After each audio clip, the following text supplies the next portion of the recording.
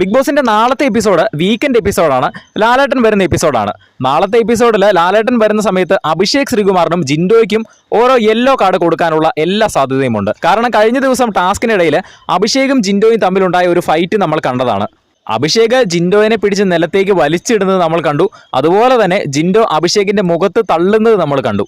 രണ്ടുപേരും അങ്ങോട്ടും ഇങ്ങോട്ടും അറ്റാക്ക് ചെയ്തിട്ടുണ്ട്.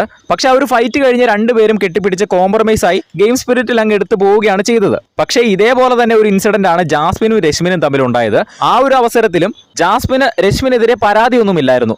പക്ഷേ രശ്മിൻ അവിടെ ഫിസിക്കൽ അസോൾട്ട് ചെയ്തതുകൊണ്ട് ബിഗ് ബോസിന്റെ ഒരു റൂളാണ് അവിടെ ബ്രേക്ക് ചെയ്യപ്പെട്ടത്. അതുകൊണ്ട് തന്നെയാണ് രശ്മിന് ഒരു യെല്ലോ കാർഡ് കൊടുത്തത്. ജാസ്മിന് പരാതിയൊന്നും ഇല്ലാതിരുന്നിട്ട് പോലും രശ്മിന് യെല്ലോ കാർഡ് കൊടുത്തു. അതേപോലെ തന്നെ ഇവിടെ രണ്ടുപേർക്കും അങ്ങോട്ടും ഇങ്ങോട്ടും പരാതിയൊന്നുമില്ല. പക്ഷേ ബിഗ് ബോസിന്റെ ഒരു റൂളാണ് ഇവിടെ ബ്രേക്ക് ചെയ്യപ്പെട്ടത്. ആരെയും അറ്റാക്ക് ചെയ്യാൻ പാടില്ല എന്നുള്ളൊരു റൂൾ അവിടെ ബ്രേക്ക് ചെയ്യപ്പെട്ടു. അതുകൊണ്ട് തന്നെ രണ്ടുപേരും ഓരോ യെല്ലോ കാർഡ് അർഹിക്കുന്നുണ്ട്.